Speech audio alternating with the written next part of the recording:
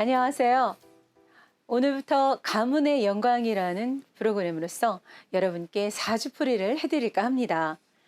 그 가문의 영광이란 아버지가 성공한 일을 자녀도 같은 일을 하는 그 경우를 말하는데요. 예를 들면 야구 선수 이종범이 야구를 해서 성공을 했고 또 그 아들 이정후도 아주 큰 성공을 하고 있습니다. 이렇게 슈퍼스타가 된 가족의 그 사주풀이를 말하는데요. 오늘은 그 첫 순서로 영화계에 또 이렇게 그 성공한 그런 가족이 있습니다. 여러분들도 짐작하실지 모르지만 영화인 명문 가문인 최민수 씨의 가문을 살펴볼까 합니다. 자, 그럼 오늘은 이 사주풀이를 해주실 마가 황대근 교수님을 소개합니다. 안녕하십니까, 황대근입니다. 이렇게 가문의 영광에서 여러분과 만나 뵙게 돼서 대단히 반갑습니다. 자, 오늘은 사주에 대해서 사주가 뭔지, 그 다음에 최민수 씨 사주를 보기 전에 사주에 대한 일반론에 대해서 먼저 설명을 드리고 그 다음에 최민수 씨 사주를 풀도록 하겠습니다. 자, 다음 화면을 보겠습니다. 자, 우리는 이제 일반적으로 사주를 많이 보셨죠. 근데 이제 사주라는 거는 우리가 이제 쉽게 말해서 그 가상 공간 있죠. 메타버스에 있는 가상 공간, 이것과 이제 비슷하게 보시면 됩니다. 그 메타버스에 있는 가상 공간을 보시면 거기에서 첫 번째 아바타가 나오죠. 이 아바타는 사주의 주인공으로 볼 수 있습니다. 사주의 주인공을 대신하는 어떤 이제 그런 걸로 보시면 되죠. 처음에는 이 아바타에 대한 문제, 사주의 주인공에 대한 문제를 먼저 분석을 해야 됩니다. 자, 그 다음에 두 번째는 이 사주가 어떻게 작동이 되는가. 사주도 이제 엄격히 말하면 우리 인간의 사회 활동과 비슷합니다. 돈을 벌러 가고 직장을 다니고 뭐 그런 일을 하는 거죠. 이런 일을 하는 거, 사주가 어떻게 일을 하는지 이거를 이제 아는 방법이 대단히 중요합니다. 자, 그러면 그림을 보면서 하나하나 설명드리도록 하겠습니다. 자, 여기 보시면 이제 사주는 메타버스 가상 공간과 같다 이렇게 돼 있죠. 여기서 이제 우리가 보시면은 여기 지금 사주는 이렇게 형성이 됩니다. 자기가 태어난 연, 그 다음에 월, 일, 시 이거를 갖고 이제 네 개의 기둥을 세우는 거죠. 첫 번째는 연주입니다. 이거는 자기가 태어난 연도예요. 예를 들어서 올해 지금 계묘년이죠. 계묘년에는 이천간에 계수가 써지고 밑에는 이제 묘가 써지고 이렇게 두 개 글자가 배합이 되겠습니다. 월주도 마찬가지로 이렇게 두 개 글자가 배합이 되고 일주도 이렇게 두 개 글자가 배합이 되고 시주도 두 개 글자가 배합이 되고 이렇게 됩니다. 그래서 네 개의 기둥에 8개 글자를 배합을 했다. 그래서 사주팔자다 이렇게 이야기하는 겁니다. 자, 이제 사주팔자는 이렇게 형성이 되는데 사주팔자에서 제일 중요한 게 뭔가, 사주팔자의 주인공이라 할 수 있죠. 그게 바로 여기 지금 표시되어 있는 나라고 표시되어 있죠. 이게 지금 이 사주의 주인공입니다. 우리가 이제 가상 공간에서 말씀드리면 아바타죠. 이 아바타는 이 팔자의 주인공을 대신하는 사람이에요. 그래서 이제 이 아바타가 여기에 와 있는 재, 관, 이게 재물로 보시면 됩니다. 관은 직장으로 보시면 되고요. 그래서 아바타가 재를 잡으러 가고 또 직장을 얻으러 가고 이런 일을 하는 게 사주다 이렇게 보시면 됩니다. 그래서 사주는 내가 있고 그 다음에 이제 이런 환경들 있죠. 이거는 이제 전부 나의 환경이다. 내가 지금 처해 있는 어떤 환경이다. 이렇게 이해하시면 될 것 같습니다. 자, 또 다음 그림을 보겠습니다. 자, 이제 이 그림을 보시면은 그 나를 이제 확정하는 이런 어떤 그림인데 이 사주에서 내가 혼자일 때를 지금 그려놨습니다. 이제 이게 가장 일반적입니다. 그 사주에 있어서 나는 여기 지금 현재 우리가 말하는 자기가 태어난 날짜의 천간 이게 이제 자기 자신이 되는 겁니다. 여기는 지금 나 혼자일 때를 지금 표시해 놓은 겁니다. 근데 이제 다음 그림을 또 보고 설명을 드릴게요. 자, 이 그림을 보시면은 여기에는 지금 그림이 여러 개 나와 있죠. 자, 첫 번째 그림을 보시면 이 빨간색 선이 되겠습니다. 이거는 지금 내가 확장된 거예요. 내가 처음에 여기 하나 있었는데 이 밑에까지 전부 다 내가 된 겁니다. 이렇게 이제 확장된 게 첫 번째로 보시면 되시고, 그 다음에 두 번째는 이 우리 저 파란색 선이 있죠. 파란색 선으로 이 시주까지 이렇게 연결되어 있습니다. 이게 이제 또 내가 이쪽으로 이렇게 확장되어 있는 겁니다. 자, 세 번째 그림은 여기 지금 노란색 선으로 보시면 되겠습니다. 이 나를 포함해서 내가 이렇게 월주까지 이렇게 확장돼 있죠. 이게 이제 세 번째 그림인데, 가장 이제 우리가 그 확장된 나, 그러니까 이제 원래의 나에서 또 내가 이렇게 확장된 범위가 이렇게 지금 그려져 있습니다. 근데 이제 이렇게만 돼 있는 게 아니고 이 1번 그림하고 2번 그림이 합쳐진 것, 그러니까 이게 전체가 내가 될 때도 있고, 또 어떤 때는 나와 이 월주가 이렇게 전부 합쳐져서 하나가 되는 경우도 있고, 어떤 경우에는 지금 이 그림 전부가 합쳐져서 내가 되는 경우도 있다. 이렇게 또 보셔야 됩니다. 저 다음 그림을 보겠습니다.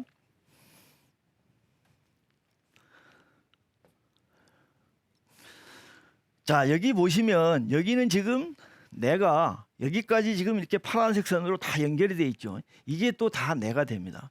이렇게 커질 때도 있고, 또 어떤 경우에는 이 빨간 선 그어진 거 있죠. 이게 이제 월지입니다. 이 월지까지 다 합쳐진 이렇게 큰 그림을 그려진 나도 있다. 또 어떤 경우에는 이 팔자, 사주 팔자 8글자가 다 내가 될 때도 있어요. 이렇게 나가 확장이 된다. 이런 점을 좀 잘 이렇게 보셔야 됩니다. 자, 그 다음에 이제 그러면은 무조건 이렇게 확장만 되는가? 이렇게 확장되는 원칙이 있어요. 그게 뭐냐면은 저 위에 있죠. 확장된 나는 비견, 겁재, 녹, 식상, 인성 이런 거야지 된다. 이런 뜻입니다. 자, 다음 그림을 보시면서 또 설명드리도록 하겠습니다.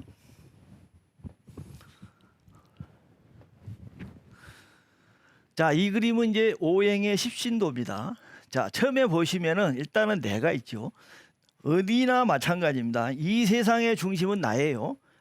우리가 이제 주역에서도 설명을 하고 하지만 이 동양 철학에서는 항상 내가 제일 중심이 됩니다. 지금 보시면 내가 여기 있죠. 내가 있는데 나를 생하는 게 있습니다. 우리 오행 배우죠. 목화토금수. 지금 현재 나는 토이니까 나를 생하는 거는 화가 되겠죠. 이렇게 화가 나를 생하는데 이 생하는 거를 인성이라 그렇게 말해요. 인성. 자, 그 다음에 이제 또 내가 생하는 그런 요소가 있습니다. 내가 지금 토기 때문에 토생금으로 금을 생하겠죠. 이 생하는 금을 식신상관 이렇게 이야기를 합니다. 내가 생도 받고 또 생해주고, 그 다음에 또 보시면은 나를 극하는 게 있어요. 극하는 게 뭐냐면은 이걸 이제 관성과 칠살 이렇게 말하는데, 내가 토니까 목극토 하겠죠. 목이 이제 관살, 그 다음에 그냥 이 관성, 칠살, 관살 이렇게 이야기를 합니다. 자, 그 다음에 또 내가 극하는 게 있어요. 내가 극하는 거는 이걸 재성이라고 합니다. 재성.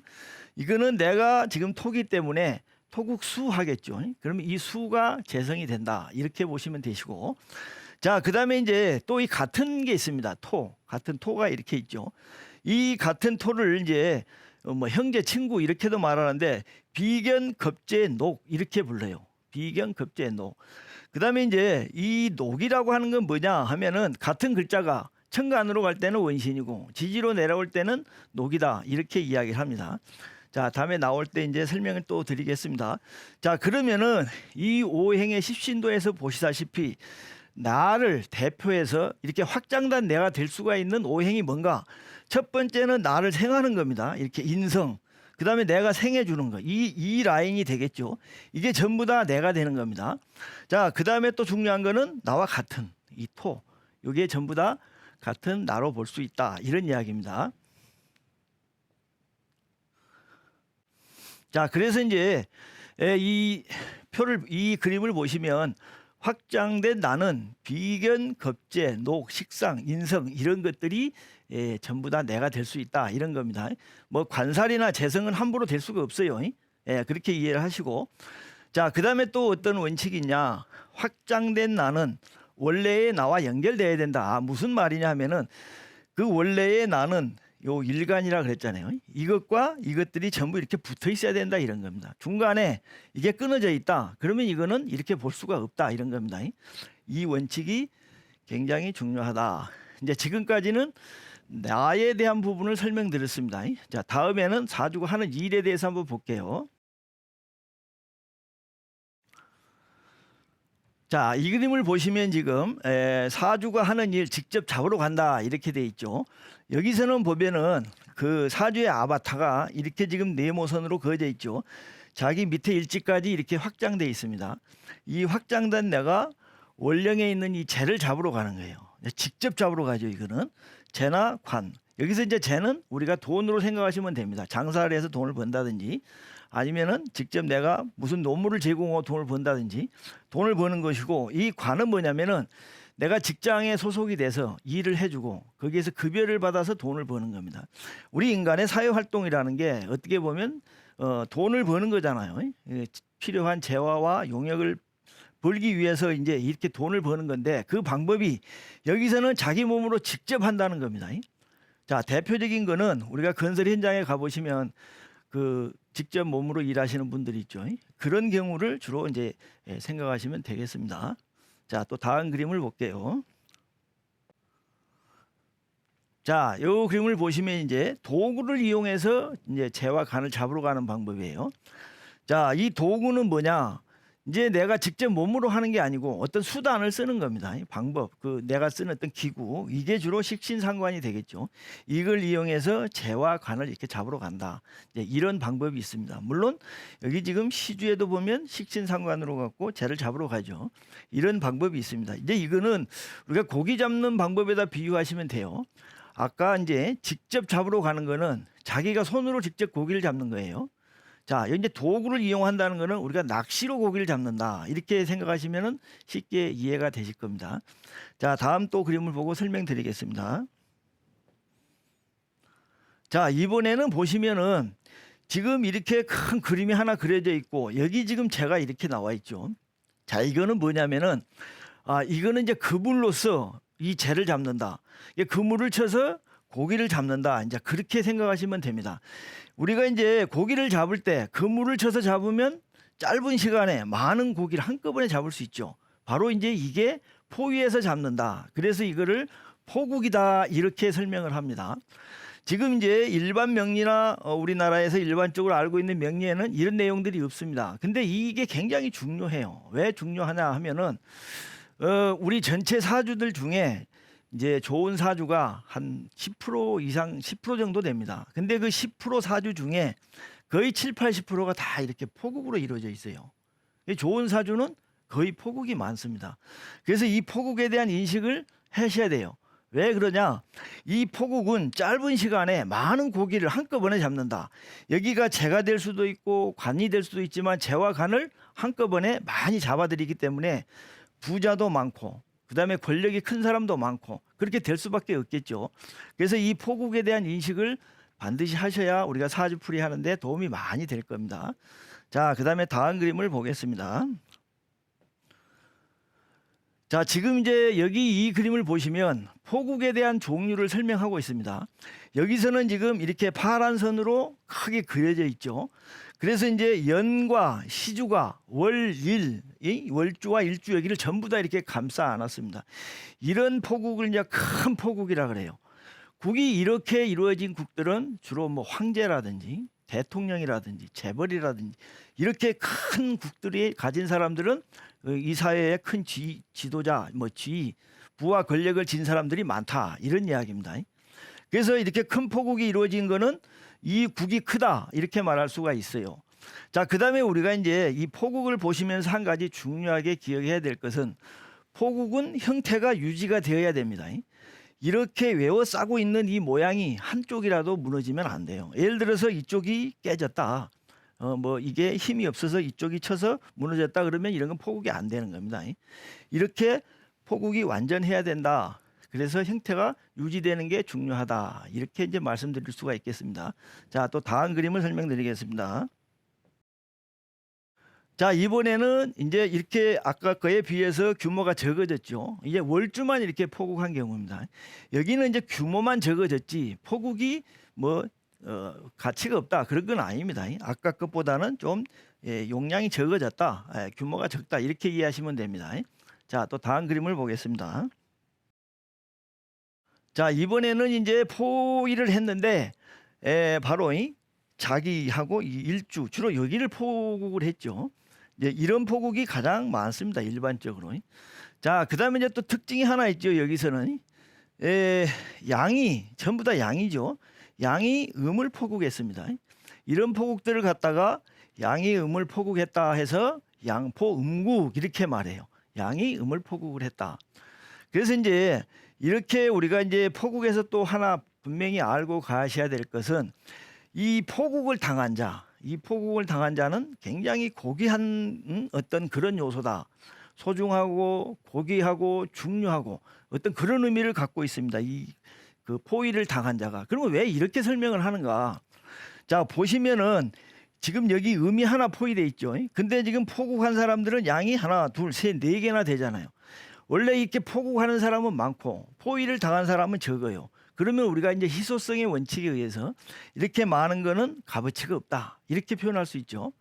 대신에 이렇게 적은 거 포위되어 있지만 이 적은 거는 값어치가 있고 고귀하고 소중하다 이렇게 말을 할 수가 있는 겁니다. 그래서 이제 포위를 당한 이 요소, 이 글자는 굉장히 소중하고 중요하다. 이 점도 같이 알아두시면 될 것 같습니다.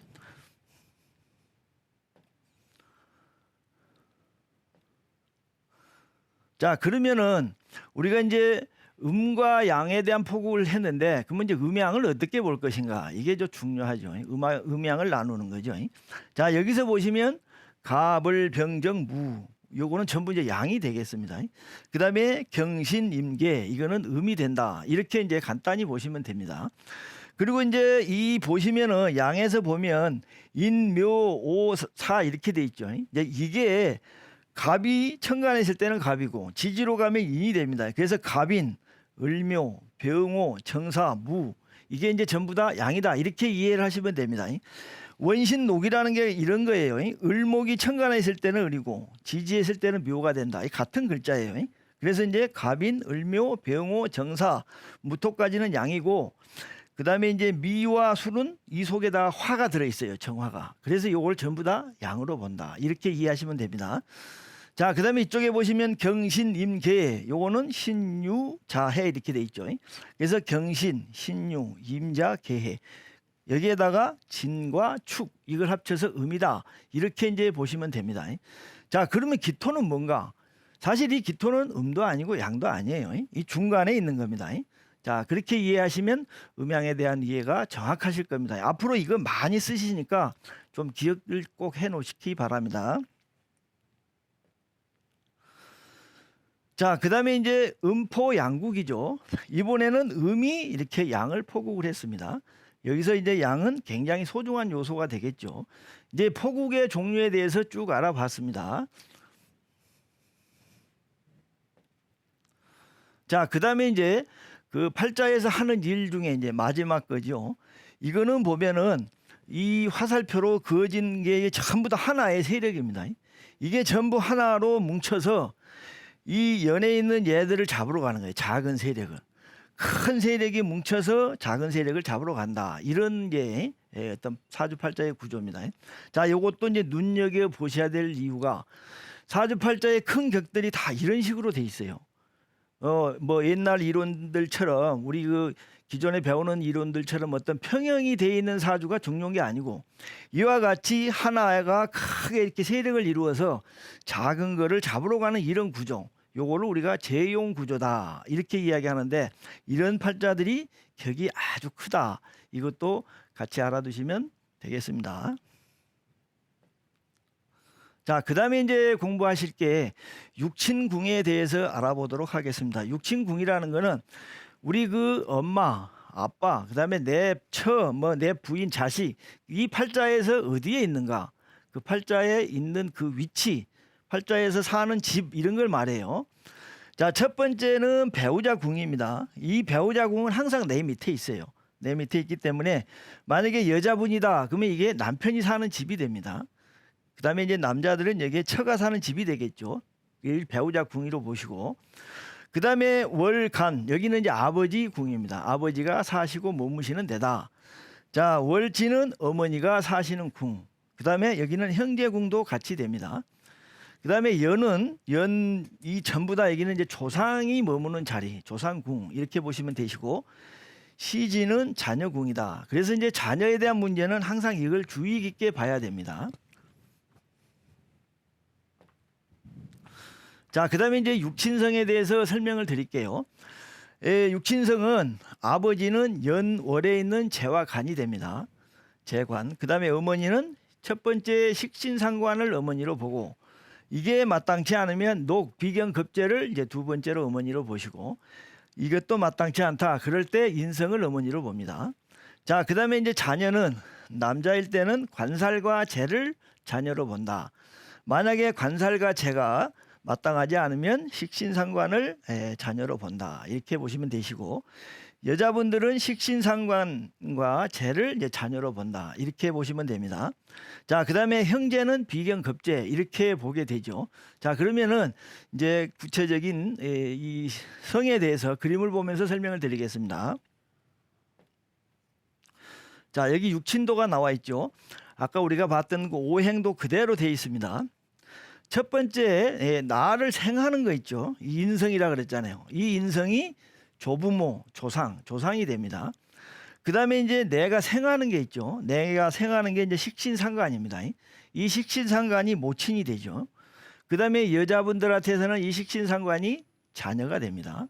자, 그다음에 나를 극하는 게 있죠. 이 관살이라고 합니다. 관살은 첫 번째 아버지가 되고 그다음에 남자들한테는 자녀가 되고 여자분한테는 남편이 되고 이렇게 되는 겁니다.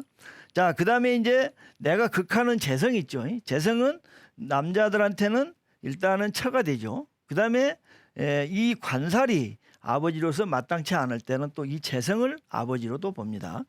자, 그다음에 이제 여자분들한테는 이 재가 또 남편이 될 수도 있어요. 자, 마지막으로 이제 보시면 이제 나와 같은 게 있죠. 비경급제. 비경급제 녹이 이제 이게 모친이 됩니다. 모친이 되시고 그 다음에 형제 자매가 된다. 이렇게 해서 육친은 이런 식으로 나눠져 있다. 이렇게 보시면 될 것 같습니다. 자, 이 시간에는 여기까지 하겠습니다. 네, 가문의 영광 첫 번째 시간 사주풀이 방법에 대해서 설명해 주셨는데요. 어떻게 잘 보셨습니까? 조금 어렵겠지만 계속 보시다 보면은 아마 이해해지는 시간이 될 거라 생각합니다. 또 앞으로 저희 가문의 영광 많은 시청 부탁드리면서요. 오늘 여기서 그 첫 번째 시간 마치도록 하겠습니다. 저는 지금까지 김가연이었습니다. 감사합니다.